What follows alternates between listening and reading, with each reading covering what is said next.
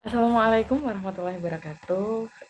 Selamat bertemu kembali dengan saya. Hari ini kita akan belajar eh, pendidikan kewarganegaraan, begitu ya. Sebelum kita mulai belajar pada hari ini, saya persilahkan teman-teman untuk berdoa menurut agama dan kepercayaan kita masing-masing agar segala apa yang kita pelajari pada hari nanti akan memberikan hal yang positif bagi kita dan juga bangsa kita. Berdoa, saya persilahkan. Nah, hari ini gitu ya bertepatan juga bulan ini adalah bulan kemerdekaan Indonesia gitu ya, tepatnya pada 17 Agustus nanti. Nah, pada hari ini kita akan mencoba belajar terkait Pancasila. Nah, ada yang tahu kita akan belajar apa gitu ya. Nah, semoga ini bisa terlihat teman-teman. Hari ini di dalam PowerPoint yang saya bikin, saya memberikan judul Dinamika Perwujudan Pancasila sebagai dasar negara dan juga sebagai pandangan hidup bangsa Indonesia. Nah, sebelum itu silahkan memperhatikan gambar-gambar yang sudah ada ini gitu ya. Ada gambar dengan keberagaman agama, ada gambar orang memberikan kepada orang yang membutuhkan, ada gambar orang dengan berlatar belakang budaya yang kita bisa lihat dari atribut pakaiannya gitu ya. Kemudian ada lagi, nah ada sebuah rapat gitu ya. Kemudian ada sebuah timbangan di dalam gambar-gambar ini. Kurang lebih gitu ya, proses belajar kita hari ini tadi akan mencoba uh, me melihat gitu kan bagaimana Pancasila dan apa keterkaitannya dengan gambar-gambar yang tadi sudah saya berikan. Kita mencoba memahami terlebih dahulu bagaimana sih perjalanan Pancasila dari masa ke masa gitu ya. Apakah Pancasila itu sebagai dasar yang dipilih oleh negara kita itu selama ini baik-baik saja atau seperti apa gitu ya, ini perjalanannya. Kita mulai dari periode 1945 gitu ya, yang artinya ini adalah masa awal kemerdekaan kita sampai pada tahun 1959. Nah, pasca ditetapkan sebagai tanah air bangsa kita gitu ya, Pancasila, ternyata pada tahun-tahun 45 sampai 59 ini ada banyak sekali upaya-upaya untuk mengganti Pancasila sebagai dasar negara dan penyimpangan terhadap nilai-nilai Pancasila. Kalau teman-teman membaca lebih dalam buku yang saya sertakan dalam link hari ini nanti gitu ya, bahwa ada upaya penyimpangan mulai dari adanya upaya untuk mengganti dengan sebagai negara komunis gitu, itu salah satunya, begitu juga peristiwa-peristiwa yang lainnya. Nah, kemudian kita beralih pada masa Orde Lama gitu ya, yang ini pada rentang tahun 1959 sampai 1966.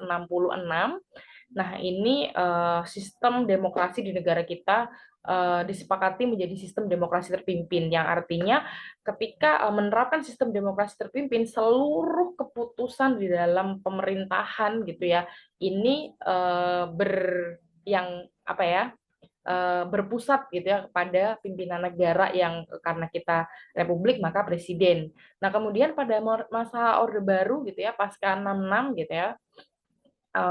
Nah, ini eh, ternyata em, berbeda lagi gitu ya dari masa orde lama sebelumnya gitu ya. Pada masa Orde Baru ini, kalau sebelumnya adalah demokrasi terpimpin, nah sekarang menjadi lembaga kepresidenan ini menjadi pengontrol utama dari berbagai lembaga yang ada di Indonesia. Baik ini yang sifatnya adalah suprastruktur, itu bisa DPR, MPR, kemudian BPK, Majelis Agung, Mahkamah Agung gitu ya, ataupun lembaga yang sifatnya infrastruktur, non struktur gitu ya, ada LSM, ada partai politik gitu ya, dan bahkan pada masa ini partai politik di negara kita itu dibatasi maksimal hanya 3. Nah, perjalanan selanjutnya gitu ya, artinya pada masa 98 gitu ya, masa yang waktu itu banyak dikenang dengan berbagai peristiwa pemberontakan bahwa masyarakat sudah ingin mencapai kebebasan gitu ya, pasca merdeka dan sampai saat ini gitu ya. Ini adalah pada kebebasan yang mewarnai kehidupan masyarakat gitu ya. Pada satu sisi kebebasan ini memang memiliki dampak yang positif gitu, artinya kita bebas beraktivitas, kita bebas berkreasi, kita bisa berbicara di depan umum, kita bisa berorganisasi gitu. Tapi pada satu sisi juga masih ditemukan dampak-dampak negatif dari bangsa ini. Artinya kebebasan ini banyak juga yang memaknai kebebasan secara negatif gitu. Nah, selanjutnya gitu ya. Kalau tadi perjalanan Pancasila dari masa ke masa, sekarang kita akan coba melihat dinamika nilai-nilai dari Pancasila itu sendiri, bagaimana sih perkembangannya dengan eh, zaman gitu ya, perkembangan zaman. Nah, kita mulai dulu dari hakikat ideologi terbuka. Kenapa hakikat ideologi terbuka? Jadi gitu ya, salah satu ciri-ciri ideologi terbuka ini adalah pada nilai dan cita-citanya ini tidak dipaksakan dari luar. Artinya kita tidak mencomot, tidak mengambil dari negara lain gitu. Tapi ini berdasarkan hal nyata gitu ya, yang dialami oleh Indonesia sendiri, dan ini memang perlu penggalian, perlu penelitian gitu untuk memahami bagaimana kekayaan rohani Indonesia, bagaimana budaya masyarakat kita gitu kan. Artinya ini ideologi terbuka ini lebih pada melihat di wilayah negara kita gitu, tidak melihat persesuaian dengan negara lain, tapi benar-benar berdasarkan pengalaman negara kita. Kalau tadi kita ngomongin hakikat ideologi terbuka, sekarang kita coba uh, membahas kedudukan Pancasila sebagai ideologi yang terbuka. Nah, hal ini ada tiga yang menjadi nilai dasar dari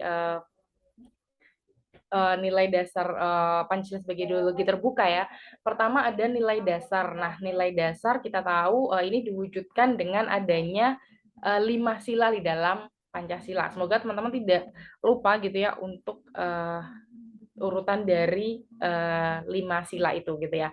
Mulai dari ketuhanan yang Maha Esa begitu kan ya. Kemudian kemanusiaan yang adil dan beradab, persatuan Indonesia, kerakyatan yang dipimpin oleh hikmat kebijaksanaan dalam permusyawaratan, serta keadilan sosial bagi seluruh rakyat Indonesia gitu ya. Nah, ini ada gitu, nilai dasar ini ada di dalam Indonesia. Kemudian selain nilai dasar ada nilai instrumental. Nah, kalau nilai instrumental ini adalah sebagai penjabaran dari nilai-nilai dasar ideologi Pancasila berupa peraturan perundangan dan lembaga pelaksanaannya gitu ya.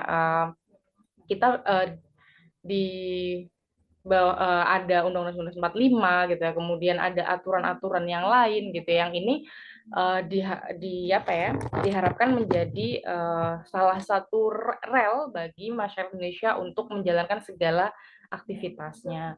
Kemudian selain nilai dasar dan nilai instrumental, ada nilai praksis. Nah, kalau ini adalah realisasi gitu ya, perwujudan nyata dari nilai-nilai instrumental gitu ya.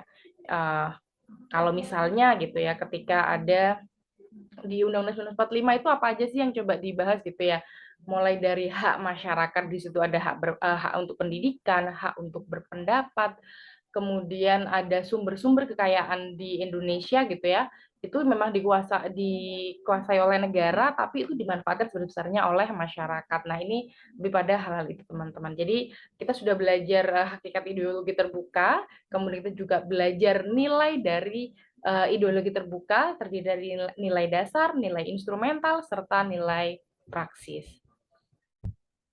Nah, selanjutnya gitu ya, kalau tadi nilai, sekarang kita akan mempelajari terkait dimensinya.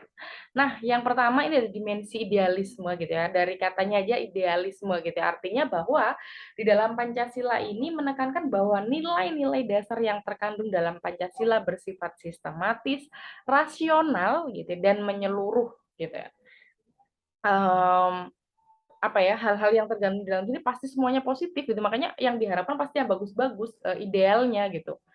Nah, kemudian kalau tadi idealisnya, sekarang normatifnya, ada dimensi normatif. Nah, kalau di dimensi normatif, ini adalah bahwa nilai-nilai yang terkandung dalam Pancasila, ini tidak cukup hanya dalam Pancasila saja, tapi perlu dijabarkan dalam sistem norma atau aturan Indonesia, mulai dari Undang-Undang 45, ada Undang-Undang KUHP, ada Undang-Undang yang terbaru Undang-Undang 12 tahun 2022 tentang tindak pidana kekerasan seksual, ada Undang-Undang ITE, kemudian Undang Ketenaga Kerjaan, dan semuanya, dan begitu beragam yang lainnya. Dimensi idealis sudah, normatif sudah secara aturan. Nah, sekarang realitasnya gitu ya, dimensi realitas. Nah, kalau ini adalah bagaimana bahwa suatu ideologi itu harus mampu mencerminkan realitas atau real atau kondisi nyata kehidupan yang berkembang dalam masyarakat gitu. Kalau misalnya masyarakat kita memang secara suku ternyata memang ada beratus-ratus bahkan beribu-ribu suku di Indonesia gitu ya.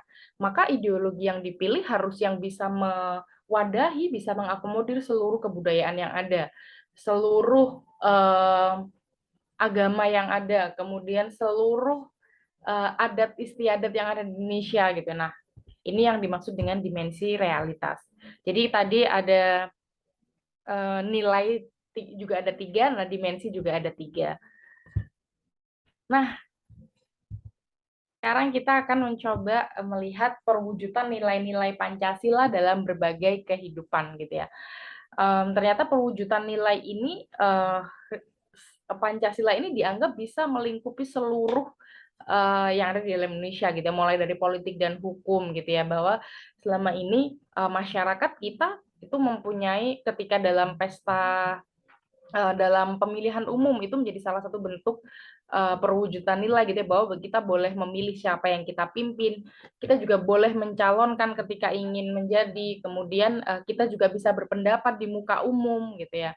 Tapi juga ketika misalnya kita menyalahi aturan yang ada, maka ada juga hukum yang nanti akan menjadi prosesnya. Kemudian di dalam bidang ekonomi, nah ini salah satu yang dikembangkan Indonesia adalah koperasi gitu ya. Karena apa? Karena koperasi ini dianggap dekat dengan nilai kegotong royongan gitu yang ini mencerminkan ini ya apa namanya sila persatuan gitu ya. Kemudian juga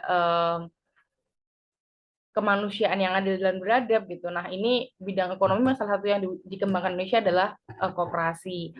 Kemudian juga tadi saya sampaikan di awal bahwa Indonesia memiliki berbagai kekayaan alam gitu yang terbentang dari Sumatera sampai Papua gitu. Semuanya memang menjadi hak milik negara, tetapi kita sebagai masyarakat sangat diperbolehkan untuk memanfaatkan sumber-sumber daya yang ada selama itu memang memiliki kebaikan untuk bersama begitu ya, tidak untuk satu kepentingan golongan tapi untuk seluruh masyarakat Indonesia.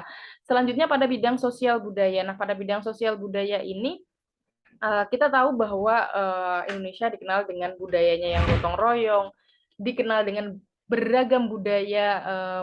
Jawa punya budaya sendiri, punya tari sendiri, punya bahasa sendiri, Kalimantan pun begitu gitu ya. Nah, artinya dianggap bahwa bidang sosial budaya ini semuanya bisa terakomodir melalui nilai-nilai dalam Pancasila. Selanjutnya ada melalui pertahanan dan keamanan. Pada salah satu pasal di dalam Undang-Undang 1945 itu menyatakan secara eksplisit gitu ya bahwa secara eksplisit atau secara langsung bahwa masyarakat Indonesia ini wajib turut serta dalam mempertahankan